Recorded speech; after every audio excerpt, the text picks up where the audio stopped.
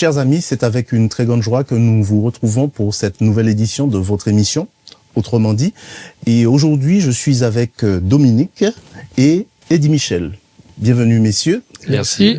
Nous avons terminé l'étude de Paul, des épîtres de Paul aux Philippiens et aux Colossiens, et nous entamons ce trimestre une étude avec diverses études sur différents thèmes, ayant comme titre « Grandir dans sa relation avec Dieu ». 13 leçons, 13 angles différents, connaître Dieu, prier, etc. Et cette semaine, avant d'aller plus loin, Jésus nous demande de faire quelque chose d'inconfortable, de nous regarder honnêtement et de savoir, de nous demander à quel point nous en sommes. Si votre relation avec Dieu cette semaine était une météo, messieurs, vous annonceriez quoi pour ce soir? Alors j'annoncerai soleil, pluie et vent. Donc je pense que ça donne un peu le ton. Oui, ça ressemble un peu à la météo de ces jours-ci en Martinique. Et donc oui, je dirais soleil, pluie et vent. Merci Eddie Michel. Et toi Dominique, on a tous une chanson qu'on aime bien, qu'on fredonne, pas forcément chrétienne, qui, sans qu'on sache pourquoi, reste dans la tête et puis qui décrit notre état d'esprit, notre humeur du moment. Est-ce que tu en aurais une? Alors, j'ai pas une chanson particulière, mais c'est vrai qu'il y a des chansons qui ont marqué des époques, qui ont marqué ma jeunesse. Il y a une chanson, Make It Better Place for You and for Me, où il y avait pas mal de chanteurs qui s'étaient réunis avec des enfants. Et cette chanson m'avait marqué parce que je me dis, ça aurait été intéressant, effectivement, si on arrivait à rendre le monde un peu meilleur. Si chacun y mettait un peu un peu du sien, on pourrait, là où on est, faire que le lieu qu'on occupe soit différent. Et j'avais bien aimé. En plus, bon, c'était une belle musique. Il y avait de nombreux artistes, Michael Jackson à l'époque. Enfin, je me souviens plus de tous les artistes. Et puis, c'est de voir que les enfants, on pourrait leur proposer quelque chose de mieux sur cette terre, mais bon, voilà, c'est la chanson qui m'est venue comme ça, mais après, il y en a plein d'autres aussi qui ont marqué ma jeunesse. Merci messieurs, nous allons maintenant entrer au cœur du texte.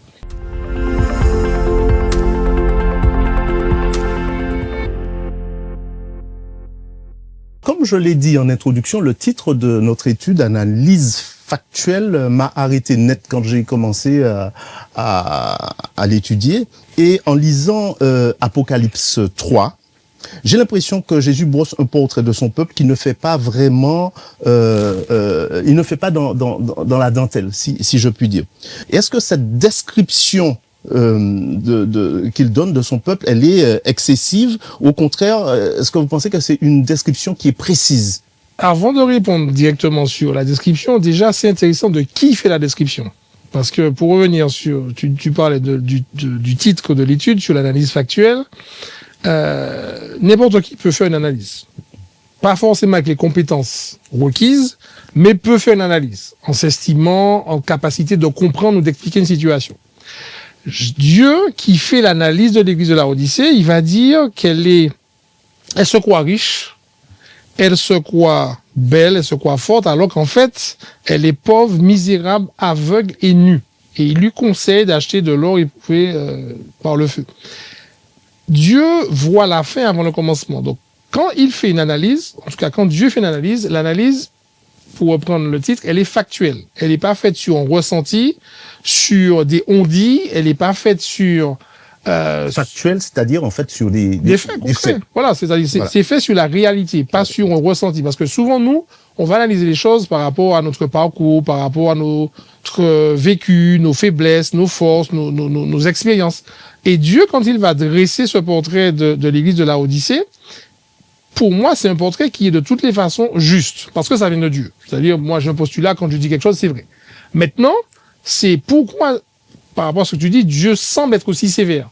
Ben, parce qu'il souhaite attirer l'attention. Alors, on va y venir, justement, tu dis qu'il veut attirer l'attention. Donc, pour toi, on est vraiment dans quelque chose de factuel, d'une réalité.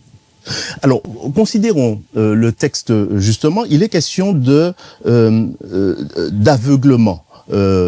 Dire l'aveuglement du tiède dans Apocalypse 3. Qu'est-ce qu'il dit exactement et qu'est-ce qui crée un tel aveuglement? Donc il parle d'aveuglement, il parle de tiédeur. C'est un texte qui est peut-être simple pour certains, mais pas forcément pour d'autres. Alors je lirai dans Apocalypse chapitre 3, à partir du verset 14, donc écrit à l'ange de l'église de Laodicée. Voici ce que dit l'Amen, le témoin fidèle et véritable, le commencement de la création de Dieu. Je connais tes œuvres, je sais que tu n'es ni froid ni bouillant. Puisses-tu être froid ou bouillant? Ainsi, parce que tu es tiède et que tu n'es ni froid ni bouillant, je te vomirai de ma bouche. Parce que tu dis, je suis riche, je me suis enrichi, je n'ai besoin de rien, et parce que tu ne sais pas que tu es malheureux, misérable, pauvre, aveugle et nu. Alors justement, parlons tout d'abord de l'aveuglement. Moi, j'aimerais comprendre pourquoi ce sont apparemment ce sont les chrétiens les plus impliqués, les plus proches de Dieu, qui sont dans une dévotion. Pourquoi ce sont ceux-là, apparemment, si je comprends, qui sont qualifiés d'aveugles? Alors justement, dans ce texte d'Apocalypse, par rapport au genre littéraire, il y a deux lectures proposées au texte. Il y a une lecture contextuelle, parce qu'effectivement, mais Jean va écrire à différentes communautés. On peut le lire à partir du chapitre 2, d'accord, qui sont dans différents contextes. Et c'est tout à fait normal que les communautés étant dans différents contextes, vivent aussi l'évangile de façon différente. Et donc, Dieu va parler par justement son Fils pour pouvoir interpeller, rassurer, encourager les communautés. Donc ça, c'est une première lecture. La deuxième lecture, c'est vrai qu'on lit aussi le livre de l'Apocalypse comme étant une projection partant du 1er siècle et arrivant à l'époque du retour de Jésus. Et si on regarde cette dernière église, on se dit, tiens, le texte parlerait aussi... La dernière par rapport à... Il y en a combien? Alors, il y en a 7, effectivement, répertoriés dans le texte. Et la 7e serait, justement, et parce que dans l'Apocalypse, il y a aussi ce chiffre qui revient constamment. C'est chronologique, alors? Alors, serait une deuxième lecture, c'est-à-dire représentant différents temps dans l'histoire jusqu'au retour de Jésus. Et effectivement, quand on lit et on remet en perspective les différentes fois où l'apôtre va utiliser le chiffre 7, eh bien, on va voir que à la 7e, on aboutit au retour de Jésus. Donc, c'est pourquoi on dit, effectivement, qu'Apocalypse, chapitre 3, à partir du verset 14, représentant la 7e église, eh bien, fait référence à une période juste avant le retour de Christ. Donc, donc l'histoire du 1er siècle se retrouve effectivement sur une communauté juste avant, précédant le retour de Jésus. Merci pour cette présentation contextuelle, etc. Alors effectivement, on n'ira pas sur l'aspect prophétique, etc., mais surtout sur l'aspect de la relation de cette église, si je comprends bien, avec Dieu. Donc on a parlé de l'aveuglement, et puis de cette église que tu positionnes comme étant la dernière,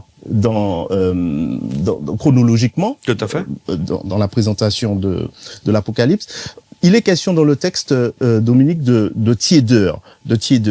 Comment est-ce qu'on reconnaît concrètement la tiédeur en soi-même? Alors, le texte dit bien, quand Dieu parle à l'Odyssée, Dieu lui dit, tu ne sais pas que tu es tiède, en fait. À la limite, il aurait mieux fallu pour toi d'être froid ou bouillant, mais en fait, tu es dans un entre-deux. Je ne sais pas si c'est toujours facile de savoir si on est tiède. Parce qu'en fait, on estime qu'on est un peu bien, on est un peu moins bien. On reprend cette histoire de la grenouille dans l'eau chaude. Si on la verse dans l'eau chaude, elle va sortir. Si on fait l'eau chauffer au fur et à mesure, elle va rester, elle va trouver un certain confort, et elle va finir par mourir dedans. C'est-à-dire que la tiédeur, je suis pas sûr que ça soit quelque chose qui soit facilement identifiable. Par contre, et le texte nous le dit, Dieu va donner des conseils pour pouvoir être en capacité de comprendre sa situation et de changer de situation. Pour moi, la tiédeur ne peut se voir que par rapport à un cadre qui ne bouge pas, qui ne change pas. Moi, je pense quand même qu'il y a des révélateurs, enfin des moyens pour passer sa situation au révélateur. C'est ce que je dis, c'est-à-dire qu'il y a un cadre qui est donné par Dieu qui va permettre de savoir. Je vais illustrer avec le jeune homme riche. Le jeune homme riche va voir Jésus et il va lui dire à Jésus, bon maître, que dois-je faire pour hériter la vie éternelle? Dieu lui dit, observe la loi, fais ci, fais ça, etc. Il a dit, j'ai fait tout ça. Il estimait qu'il était bon. Donc en fait, pour lui, il n'était surtout pas tiède, encore moins froid. Et pourtant, Dieu va lui dire qu'il te manque une chose. Va, vends tout ce que tu as, donne-le aux pauvres. Et il va se rendre compte que l'attachement qu'il avait pour les choses matérielles était plus fort que pour l'humain qu'il voit. Et moi, c'est pour ça que je disais que en auto-s'analysant, il me sera difficile de me considérer tiède parce que je vais voir que je suis bien quand même. Je fais des choses qui sont sympas, qui sont agréables, je fais du bien aux autres. Alors que le fil dont tu parles, ou en tout cas moi le cadre, la référence que je parle, c'est quelque chose qui ne doit pas bouger. Et la seule chose aujourd'hui qui ne bouge pas, c'est la loi de Dieu, c'est la parole de Dieu, c'est Dieu lui-même. Sans que je vais me comparer à 3 Samuel, à Eddie Michel, à un pasteur, à mes parents, ça va fluctuer. Parce que les parents que j'ai eus quand j'avais 5 ans, c'est pas ceux que j'ai aujourd'hui. Le professeur que j'ai eu, le directeur, le président, quel que soit, c'est des personnes qui évoluent. Or, pour pouvoir me dire aujourd'hui, alors, quand on dit tiède, ça veut dire quoi? C'est que j'ai un peu de chaud, j'ai un peu de froid. J'ai un peu de dynamisme, j'ai un peu de réserve. Je suis mi-figue, mi-raisin, etc. Et en fait, je suis pas clair. Je suis un peu ambigu parce que je donne une image, peut-être de moi. À l'extérieur, chez moi, peut-être que je suis exécrable, je suis une espèce de démon, un monstre. À l'extérieur, je suis très serviable. À la maison, je lève pas une plume. Et en fait, je suis dans une espèce de rôle. Donc en fait, j'ai un peu de bon, un peu de mauvais, etc. Et pour moi, la seule façon de pouvoir, par rapport à la question que tu posais, m'évaluer, c'est de me comparer à quelque chose qui est de toutes les façons carré, cadré. Et la seule chose que je trouve aujourd'hui qui ne change pas, qui a toujours été la même, c'est ce que Dieu me propose dans son plan, dans sa loi et dans sa parole. D'accord. Alors toujours dans ce passage, il y a une partie du texte, peut-être anodine pour vous, mais qui m'a fait réfléchir. Un texte que j'ai déjà entendu, lu aussi, où il est question de Jésus qui frappe à la porte. Et quand j'ai relu le passage, j'ai réalisé que j'avais peut-être mal compris toutes les implications de ce passage-là.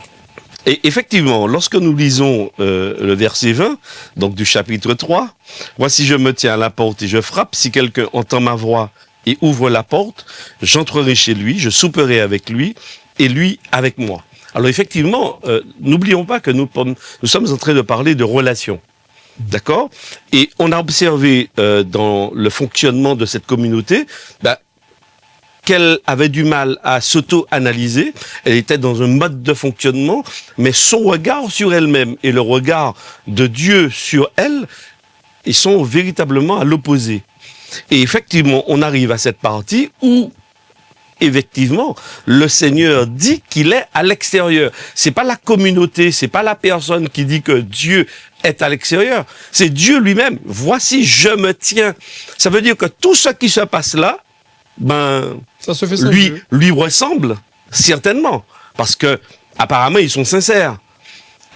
Mais cela se fait sans Dieu. Et moi, je trouve que c'est extrêmement grave, parce que ce n'est pas, premièrement, lui qui est parti, parce que si c'était lui, je pense pas qu'il serait là en train de frapper. Donc, on l'a certainement mis dehors, mais c'est intéressant quand même d'observer qu'il est quand même à la porte et qu'il frappe. Ça veut dire que, en dépit de la situation dans laquelle je peux me retrouver à un instant donné dans ma relation avec Dieu, en fait, il n'est jamais loin. Il ne m'abandonne pas. Et je trouve que, de façon personnelle ou même communautaire, en fait, dans ce contexte, moi, ce qui m'interpelle, c'est aussi d'être à l'écoute de ce que Dieu dit. Indépendamment de l'analyse que je peux faire de moi-même ou de ma relation avec Dieu. Je dois pouvoir, à un moment donné, me dire, OK, je peux être très complaisant vis-à-vis de moi-même, je peux me justifier sur beaucoup de choses. Mais quand j'écoute celui qui est le témoin fidèle et véritable, qui me dit « je connais tes œuvres », j'ai du mal à ne pas être objectif, parce que on parle justement de factuel. En fait, c'est pas des émotions, des sentiments. Il dit voilà, il dresse un tableau, même s'il est déplaisant, Mais pour pouvoir inverser le processus, il est important que je l'accueille et que justement cette porte, premièrement, il ne me violente pas pour l'ouvrir. Il me dit pas, tiens, j'ouvre, c'est moi qui suis là. Non, il frappe. Ça veut dire qu'il est extrêmement courtois vis-à-vis de ma personne. Moi, j'ai l'impression que dans ce passage, ce sont comment dirais-je, ce sont les chrétiens, ceux qui sont censés être proches de Jésus, qui sont frappés d'aveuglement. Or, on pourrait penser naïvement que normalement, ce sont ces personnes-là qui ont une très bonne vue. Celui qui est aveugle n'est pas toujours celui qu'on croit.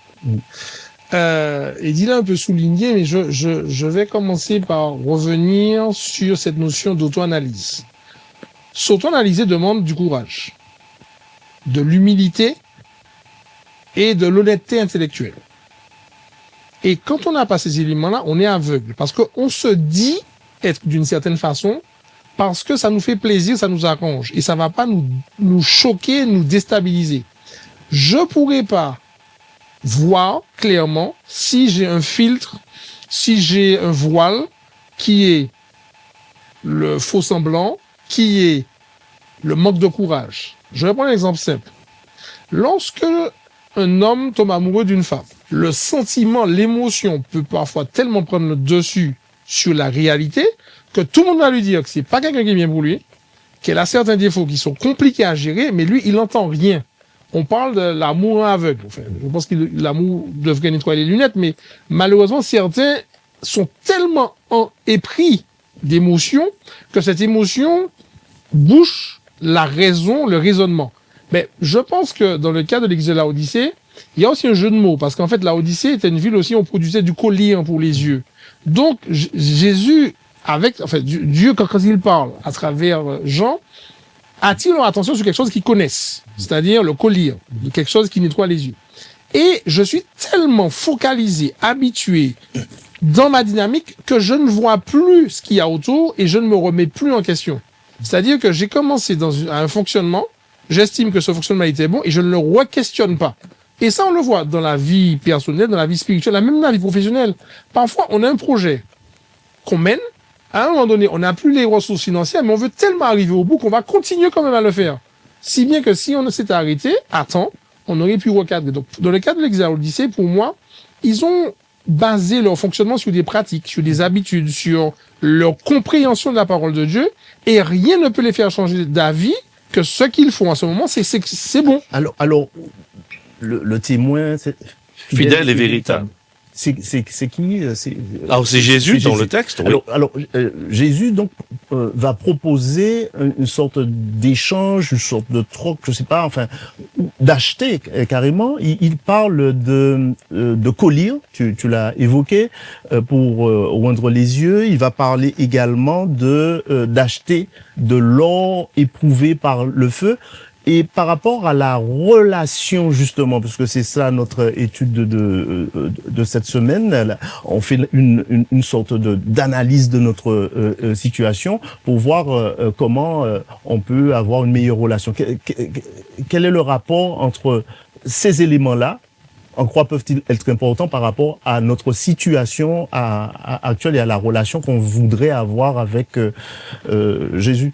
Alors moi je dirais premièrement, d'après ce que j'observe dans le texte, premièrement ce ne sont pas des gens qui sont nus. Ce ne sont pas des gens qui sont aveugles, puisqu'ils ont... Est-ce que tu peux reprendre pour nos amis ce qu'ils leur proposent, sans forcément tout lire, hein? Ils leur proposent au verset... le collyre. Oui, tout à fait. Je lis à partir du verset 18. « Je te conseille d'acheter de moi de l'or éprouvé par le feu, afin que tu deviennes riche, des vêtements blancs afin que tu sois vêtu, et que la honte de la nudité ne paraisse pas, et un collier pour oindre les yeux afin que tu vois. » Donc collier, un vêtement et de l'or éprouvé par le feu. Ce qui est intéressant, c'est que tous ces éléments, ils l'ont déjà en abondance et à profusion. Mais et c'est paradoxal. Parce que mais en quoi c'est important par rapport à la relation que Jésus veut avoir avec ce peuple? Alors il faut remonter un tout petit peu au départ, parce qu'il dit en fait vous êtes ni froid ni bouillant. Donc ça veut dire que Jésus souhaite que la relation évolue. Parce qu'en fait, être assis entre deux chaises, c'est la situation la plus inconfortable. On va prendre les éléments les uns à la suite des autres pour que nos amis puissent bien comprendre. Le vêtement blanc, qu'est-ce que ça apporte, dans la relation, de nouveau. Le collier, je pense que Dominique en a parlé un petit peu, qu'est-ce que ça va apporter, améliorer dans la relation. L'or éprouvé par le feu, d'ailleurs, c'est quoi cette histoire-là de l'or éprouvé par le feu, et puis qu'est-ce que ça va apporter dans la relation. Voilà. Alors, ok, d'accord. Alors, le vêtement, alors ils ont des vêtements, mais peut-être qu'ils se les sont fabriqués eux-mêmes. Et le texte dit, je te conseille d'acheter de moi. Donc, le vêtement, c'est quoi? C'est ce que Dieu te donne. Alors, certains ont dit, parce que là aussi, ce sont des interprétations par rapport au texte, puisque d'autres textes, et même dans l'Apocalypse, on parle du vêtement de la justice. D'accord, on parle du vêtement lorsque les rachetés reviendront, ils sont revêtus de vêtements blancs, etc. Donc on voit bien que, premièrement, dans le texte, ce n'est pas quelque chose que tu vas produire toi-même, mais c'est quelque chose qui t'est donné.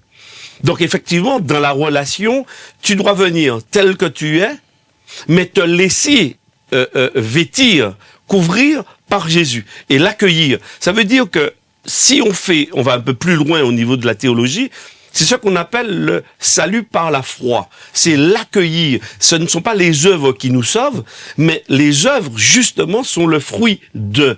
Et c'est là où peut-être je vais arriver peut-être un peu à l'or éprouvé par le feu, c'est-à-dire dans le sens où ma vie va refléter l'amour de Jésus.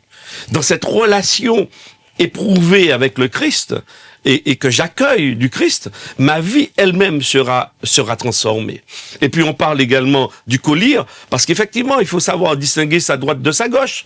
Dominique Dominique en a parlé, mais on parle aussi souvent de l'Esprit de Dieu, qui nous est donné pour nous conduire dans toute la vérité, et nous maintenir également dans une dynamique relationnelle. Parce que la relation, elle n'est pas statique, mais elle est vivante, elle est dynamique, elle vit.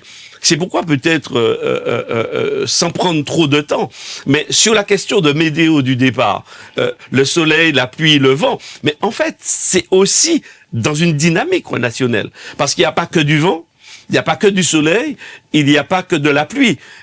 Mais en fait, dans la relation avec Dieu, on est en marche, on est en dynamique. Et ce qu'il veut, c'est qu'on soit conscient qu'on doit pouvoir s'appuyer uniquement que sur lui pour pouvoir être transformé et grandir, en fait. Et pour compléter ce que dit, il y a un élément, moi je vois constant sur ces trois éléments. Le collier me permet normalement de voir clair, c'est-à-dire je vois les choses telles qu'elles sont réellement. Donc il y a une authenticité. L'or éprouvé par le feu, il n'y a plus de gange, il n'y a rien. Il est épuré de toute scorie. Ça veut dire que c'est l'or à l'état brut pur. Le vêtement blanc, il représente une certaine clarté, une certaine blancheur. Et pour moi, dans ces trois éléments, je vois une authenticité, une plénitude. Dieu nous demande dans la relation avec lui d'être ce que nous sommes, d'être plein, non pas un faux semblant, voilà, et d'être vrai. Et pour moi, c'est cette notion d'authenticité qui se traduit par ces trois éléments qu'Eddie vient d'expliquer et qui nous dit, mais aujourd'hui, tu veux être comment avec moi? C'est pas la peine de me faire. Je vois tout ce que tu fais. Tes œuvres, je les vois. Par contre, ton cœur que les autres ne voient pas, je le vois aussi. Mais je te donne des conseils. Parce que, je vais plus loin. Les yeux sont une porte d'entrée pour notre âme. Par les yeux, rentrent des informations. Les yeux nous guident aussi là où on veut aller. Donc, si je vois clair, je sais reconnaître le chemin et les pièges, je pourrais les éviter.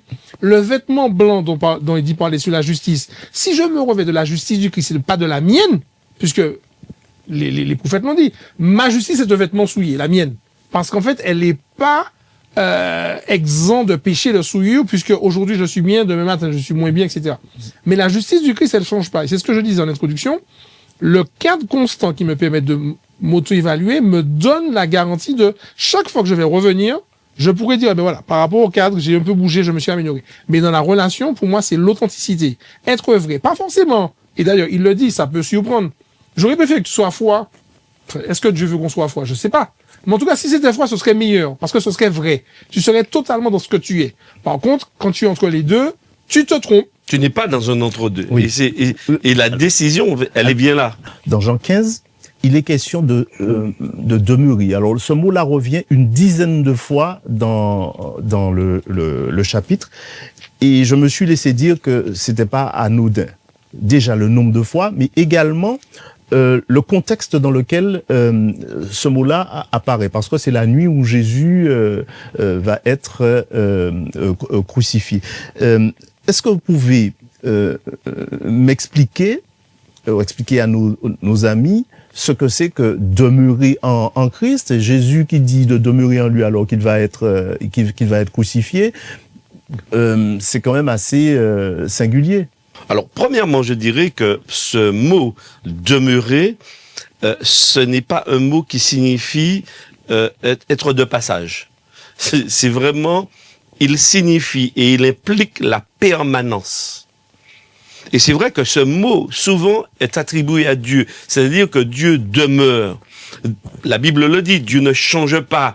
Il est constant dans la relation avec nous. Et toute la Bible, d'ailleurs, au travers des différentes expériences, la Bible témoigne justement de cette permanence de Dieu.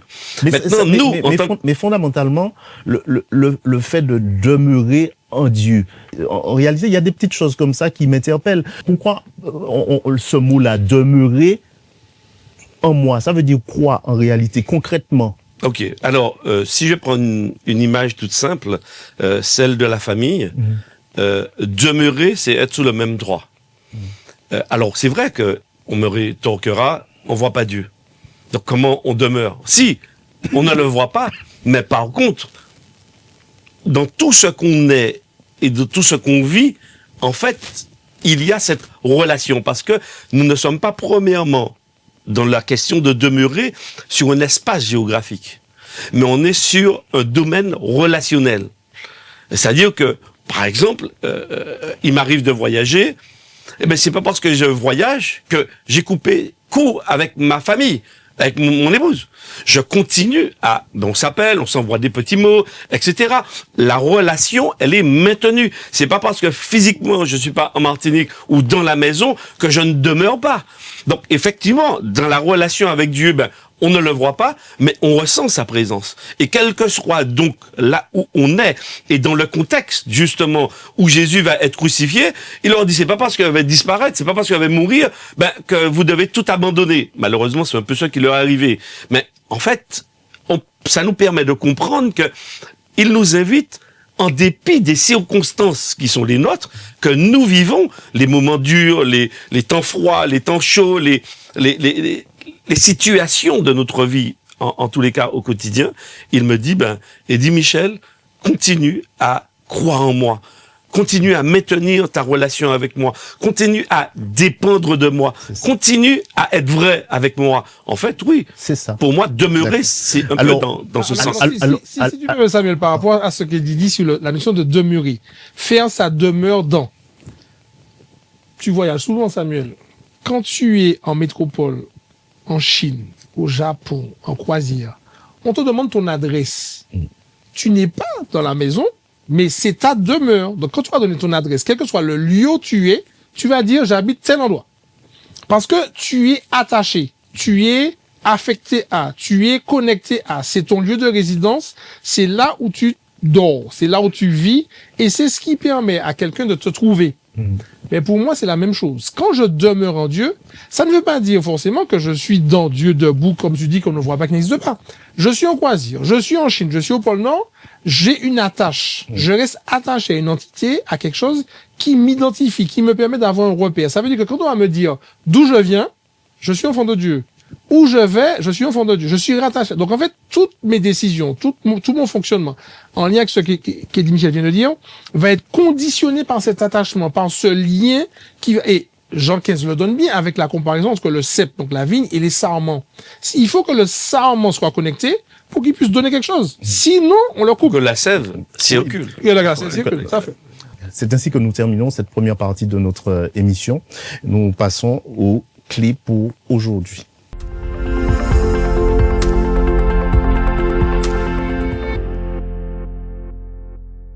On a parlé tout à l'heure de Jésus qui frappe à la porte et du fait qu'on lui ouvre ou qu'on ne lui ouvre pas. moi, je ne vais pas considérer la question sous l'angle de on ne lui ouvre pas, mais qu'est-ce qui va faire que, justement, on va maintenir cette porte-là ouverte?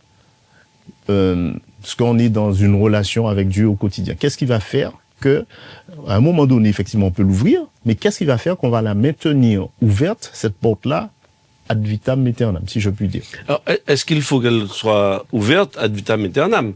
Parce que s'il est entré, je referme la porte derrière pour qu'on demeure ensemble. Donc, l'idée, c'est de nourrir la relation tandis qu'il est dans la maison, parce que moi je veux pas qu'il rentre et qu'il sorte. C'est-à-dire je veux pas jouer au yo-yo avec lui, tu rentres, tu sors. Non, moi j'aurais souhaité justement, parce que dans l'image de Jean 15, et Dominique en parlait tout à l'heure, dans la sève, le sarment et le cep, en fait c'est une combinaison. Et les fruits, justement, qui doivent en découler, et tu en parlais, de cette vie-là, quel que soit là où on est, c'est le résultat de cette dynamique relationnelle qu'il y a entre nous. Alors, est-ce qu'il faut poser un certain nombre de mots, par exemple, les moments de prière, mais même les moments de prière peuvent être simplement de la routine. Le moment où je vais ouvrir ma Bible, ça peut être de la routine. Mais justement, tu identifies les écueils. Ma question est plutôt de dire qu'est-ce qui va faire justement que ça va marcher bien? Comment faire pour que ça marche bien sans pour autant que ça soit juste une recette? Que je lui donne du sens à chaque fois. C'est-à-dire que j'accepte de me remettre en question et qu'à chaque instant de l'étape avec Jésus, et dans la relation quotidienne, ça doit à un moment donné me manquer, de ne plus avoir, de ne pas le faire. Et me dire, ok, dis Michel, tu le fais là, mais qu'est-ce que ça te rapporte réellement? Est-ce que ça te rapporte réellement quelque chose? C'est-à-dire que je dois être constamment en train de m'évaluer. Et Dominique en parlait tout à l'heure, c'est pas m'évaluer par rapport à Samuel ou par rapport à quelqu'un d'autre, mais c'est m'évaluer par rapport à justement cette maturité que le Christ souhaite que j'ai et qui se développe dans la relation. Donc, oui, je dois poser un certain nombre d'actes, comme j'en parle là, les temps de prière, les temps de méditation, de réflexion, dans un seul à seul, dans un temps de partage aussi avec les autres, parce que c'est important. Tous ces éléments-là vont dire quelque chose ou ne pas dire quelque chose. Mais pour donner du sens, il faut que je puisse moi-même, dans mon être intérieur, personne ne peut le savoir, sinon Dieu, que je sois vrai avec lui. Comment pourrais-tu décrire ta relation avec Dieu aujourd'hui? Alors, quelqu'un avait dit un jour, je n'ai pas assez de cheveux blancs pour que les autres puissent faire comme je fais. Je pense qu'il me faut encore un peu de sagesse à développer. Mais je dirais que c'est et Dean a bien souligné, et je pense que c'est ça l'enjeu. C'est une relation. Une relation se construit, elle se nourrit, elle se travaille, et elle devient belle quand elle est vraie. Être vrai ne veut pas dire être tout le temps content. Être vrai ne veut pas dire tout le temps être en accord et en phase.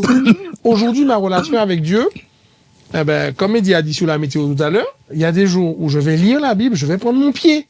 Il y a des jours où je vais dire, je comprends rien. Bon, Seigneur, pour le moment, je suis pas encore prêt pour cette partie-là. On va en discuter après. Mais il y a toujours une relation. Il y a une connexion. Et j'avais pour habitude de dire à des jeunes que j'encadrais à un moment donné, même si c'est pour dire à Dieu, Seigneur, j'ai pas envie de prier, dites-le lui.